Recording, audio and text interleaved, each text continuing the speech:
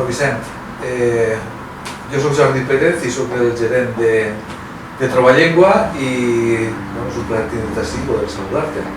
Igualment, jo soc Vicent Marco i he vingut encantat a esta trobada, a esta xerrada i espero que puguem parlar un poc de la nostra terra, de la nostra llengua i també un poquet del meu llibre, de categoria. Efectivament, a mi m'han parlat molt d'aquest llibre i la veritat és que no l'he llegit encara, però no tinc més remei que llegir-lo, perquè m'han dit que és molt divertit. És molt divertit, li trau punt a la nostra manera de ser dels valencians i n'hi ha una part que parlem avui de la llengua que jo crec que és molt entretingut, no? Està un manual per insultar en valencià, per exemple.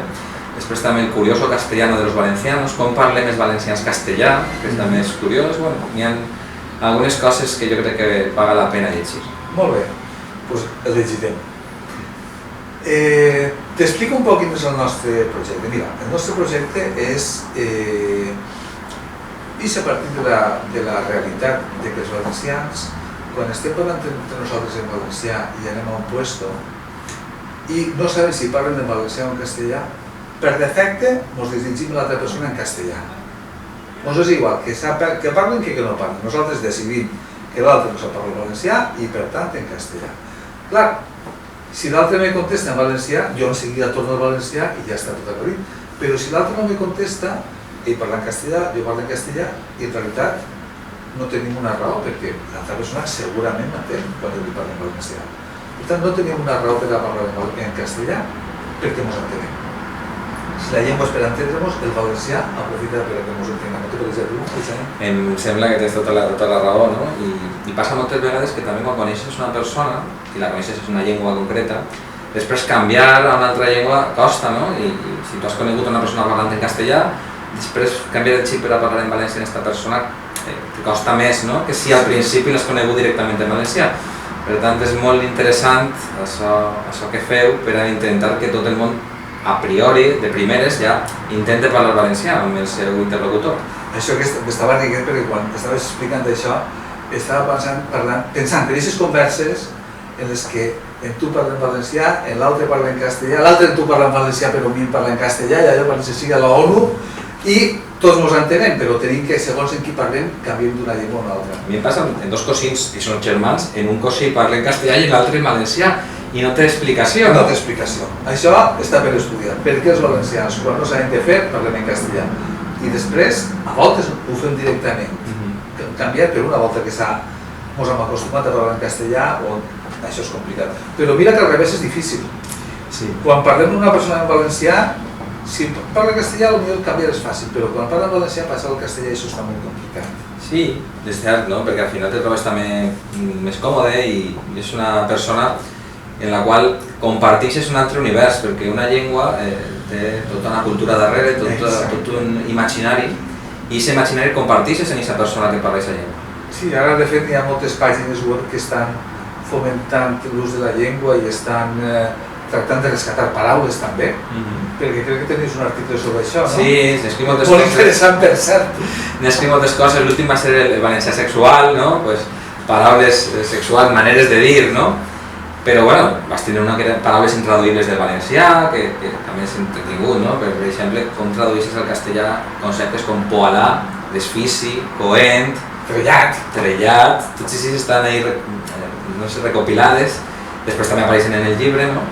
I jo crec que sí, que la gent a més, sense la televisió valenciana, té una necessitat major de trobar continguts en valencià de qualitat en les xarxes, no? I per això també estan eixint totes aquestes alternatives en webs més modestes, on hi ha molt de material reivindicant la llengua i jo crec que és una cosa positiva dins de que no tinguem un mitjà propi en valencià, que siga una cosa positiva que isquen aquestes alternatives. T'ho dia per aquella publicació que vas fer sobre les paraules prohibides. Sí, també. Que hi havia paraules valencianes que estaven prohibides. Sí. Això potser ha passat ja, però no sé si tu sabràs millor que jo. No, al final sí que és cert que n'hi ha paraules que sembla que per dir-les eres menys valencià o més. I és curiós que tinguem esta por als sinònims, no? Jo, per exemple, que me dedico al periodisme esportiu, tu estàs escoltant una narració en castellà i escoltes portero, arquero, cancerbero, i no n'hi ha cap tipus de problema en usar sinònims encara que siguin de Sud-amèrica, no? En canvi, en valencià, si un, no sé, diu rellonge, l'altre relonge, l'altre... ja n'hi ha problema, no? N'hi ha problema, no? I dius, per què? No tinguin que ser tan quadriculats? Segurament tu i jo estarem d'acord que les paraules són innocents, no? Sí, no té I el culpa de valencià també és innocent i no té culpa de res, no? Jo recorde, bueno, pues, estar llegint la paraula nyespre o nísper o n'hi ha 20 maneres diferents, depèn de quina comarca, d'anomenar aquest fruit, que tots tenim en el nostre, bueno, en els jardins de molta gent n'hi ha nyespres, no? I bueno, cada un li diu d'una manera. I per què la meva és la bona i la teua no? Ah, clar. Això passa un poc amb la paella, perquè la meva... Ja és una altra cosa. La de la Ribera du Pilotetes, i no passa res. Cada un pensa que la seva manera és l'única i la bona, i no, n'hi ha que ser un poc més ample de mires. Pues jo el que te volia explicar de la nostra web és que nosaltres el que hem vist és que en aquest sentit de quan anem als puestos, quan nosaltres anem a un puesto, si sapiguérem que la persona que ens té que atendre mos entén en valencià, o sigui, no que parlem valencià, sinó que nosaltres li parlem en valencià i ell mos entendrà i no passa res. D'alguna manera sí que la possibilitat de que continuem parlant en valencià en naturalitat, independentment de que l'altra persona ens parla en valencià o en castellà. L'única condició és que ens entenga. Però és que estem en un país en el qual el 88% de la gent, inclosa la zona castellanoparlant, entén el valencià. I dic que no n'hi ha una raó. I aleshores des d'ahir va ser que un grup de gent va pensar la possibilitat de potenciar que els valencianoparlants, quan anem a un comerç o quan anem a parlar amb un professional, que puguem parlar en valencià sense necessitat de canviar l'idioma. I aquesta és la idea en la qual vam partir, que ara ja estem en marxa, ja estem visitant, ja tenim un directori que és modest però que va creixent dia en dia i que ja estem parlant amb les entitats, els ajuntaments, les entitats privades i públiques per a que puguem recolzar el projecte. Bueno, com veus, així està Caixa Popular, que ens està recolzant, i doncs pues, són entitats que estan fent un esforç en aquest sentit. Em sembla molt bé, perquè jo, al ser de Benifaió, en la Ribera sí que és cert que és la zona on més valencià tal volta es parla, no? El 80% aproximadament parla valencià tots els dies. I clar, en la Ribera, al final, parles en valencià en tot el món. Encara que siga l'estranger que du 2 anys, ja t'entén perquè han fet immersió lingüística tots. En canvi, a València, que és on residisc ara, costa molt més, no? I jo sí que és cert que ho intente perquè m'agrada anar als llocs i parlar en valencià i que m'entenguen, i els restaurants, la majoria dels cambrers t'entenen i no n'hi ha cap tipus de problema. Però sí que és cert que a priori sempre t'atenen en castellà, no? La primera resposta és sempre en castellà. I dius, per què? Perquè és una cosa que caldria canviar, no? I intentar primer provar en la nostra llengua i després ja passar a la comú, no? Perquè tu parlaves del 88% de la població de residenta del País Valencià que entén el valencià. Sí, és que a València, a la ciutat, fa 100 anys, el 80% parlava valencià en el dia a dia. I ara és un 25, un 30 com a molt. Estem parlant de que, bueno, en 100 anys, per tot el que ha passat, no? Tota la història que no anem a recordar ara, sí que és de veres que l'ús del valencià ha baixat moltíssim i bueno, n'hi ha que intentar reivindicar-ho perquè no podem perdre aquesta part de la nostra cultura. Hi ha una cosa que jo crec que és important, que tot i que cada vegada n'hi ha més formació en valencià, batxillerat, i de valencià, això no es correspon amb un increment de l'ús, al contrari, n'hi ha un decrement de l'ús del valencià. En zones que són bàsicament valencianoparlants, com ara tu dius la Ribera o la Safor, a Gandia cada volta es parla més valencià, a Xàtiva cada volta es parla més valencià. Doncs n'hi ha pobles que són reductes, són l'aldea Gala, i que, però clar, la pressió de les grans poblacions està ahí, i som nosaltres els que, renunciant a expressar-nos i relacionar-nos amb la nostra llengua, som els que estem facilitant que la nostra llengua es perga. Ningú està fent res. Nosaltres mateixos ja ens apanyem per a que la llengua es perga. I per això, la idea que té és que fem normal allò que en teoria és normal, que és que ens puguem expressar en la nostra llengua quan anem a comprar o anem a visitar un professional. Aquesta és la idea. Sí, la immigració jo suposo que afecta i que hi ha també que intentar que la gent de fora puga també parlar en la nostra llengua i li troben la utilitat. Jo també he escrit un article per a què val el valencià, no? I explica que al final, a mi per exemple, m'ha servit per aprendre francès, italià i anglès molt més fàcil gràcies al valencià. I em serveix per a treballar, perquè sempre treballo en valencià i escric en valencià i a mi m'és molt útil, no?, parlar el valencià, i hi ha gent que no ho veu, que diu, és que m'és més útil el xino, aprèn tu xinès, però a mi en el dia a dia em va ser més útil parlar el valencià. I aquesta conversa tenia una amiga, doctora, ginecòloga, de Madrid, que va vindre a fer la residència a la FE. Aquesta anècdota la conten en el llibre de categoria. I la doctora em dia, és que si arriba la gent del poble a la FE, perquè clar, era l'hospital de referència, i arriba i em diu, doctora, és que em pica i baix, em fa mal el parrosset, és que tinc un problema. I clar, i dia, jo me diuen tots Cari, Perla, Mari, i dia, en Madrid, diuen, doctora, mira, tinc un problema, i era tot molt més seriós. Dic, és que si en València, jo no us entenc. La dona se n'anà a Madrid i la dona després me deia, saps què? Aquesta carinyositat, aquesta normalitat que tenia en València s'ha perdut així i aquesta dolçor que tenien per explicar-me les coses no existeix i la trobo a faltar. Vale, sí, que... I en el seu dia a dia era més útil el valencià que l'anglès, vull dir, per exemple, no? I després se n'anà, i a Londres li va ser molt útil l'anglès, no? Però en aquest moment, bueno, ella me deia sempre, parla en valencià perquè així quan venen les meues pacients se poden expressar millor. I era fàcil per a tu parlar amb ella en valencià? Sí, jo ho intentava i bueno... Tota la cosa, tu ho intentaves, no ella per entendre, som nosaltres el problema. Per això, el problema és nostre i som nosaltres els que tenim que resoldre. La qüestió no és que ells, o sigui, els castellanoparlants no es parlen en valencià, és que nosaltres no canviem de llengua, això és la clau fonamental per a que nosaltres podrem preservar la nostra cultura. Clar, la nostra cultura és la llengua, però també són les nostres tradicions, les festes i tot això.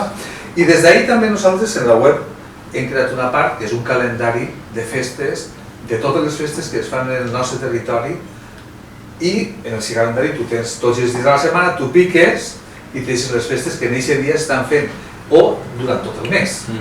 Clar, què és el que passa? Que si en València, quan volem passar un dia no sé què, si anem a la Malvarrosa, a què? A menjar paella. No anem a Serra a menjar res al forn, un pollastre torrat. No, és una cosa i l'altra. Són quadriculars també. També. I clar, nosaltres ara, per exemple, a segur les festes del Gemesí, o les de Guadassuar, o les de Llíria, ara n'hi ha una fira per ahí. Entonces nosaltres això no ho creguem. Bueno, doncs la idea que tenim des de Trobar Llengua és que tot això siga un altre articulador del nostre poble. La llengua és un articulador i les nostres tradicions són un altre articulador. Per exemple, el nostre community manager, Àlex Comes, ens posa ahir una secció setmanal que és Amor Redó. Són plats tradicionals. Que no és la paella, que beneïda paella que ben bona que està, però n'hi ha altres coses que també estan ben bones i que nosaltres no les gastem. Jo de fet parle, no? En el llibre tinc una secció de gastronomia, parle dels arrossos valencians i parle també de delícies desconegudes de la gastronomia valenciana. Així a València no se mengen, per exemple, les coques de dacsa, que són típiques de la Marina, a Safor, i a mi és una cosa que m'enxissa, no? Em torna carabassa, també.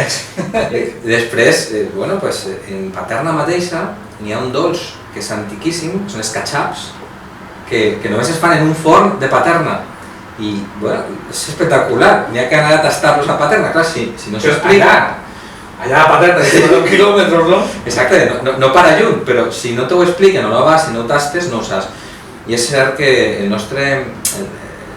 nostra riquesa cultural és molt gran, i tots aquests pobles que fan festes, que el meu poble, per exemple, fan la festa del pato, que una festa, bueno, és un palo, al final hi ha un pato, ara el pato, òbviament, és de plàstic, i la gent jove pues, anava per el palo a agafar el pato i qui l'agafava se l'enduia a casa. Allí en el llevador, pues, ahí era una festa, te banyaves, te diverties i els festeros són els que l'organitzen. Jo si un festero de la Divina Aurora ho he organitzat.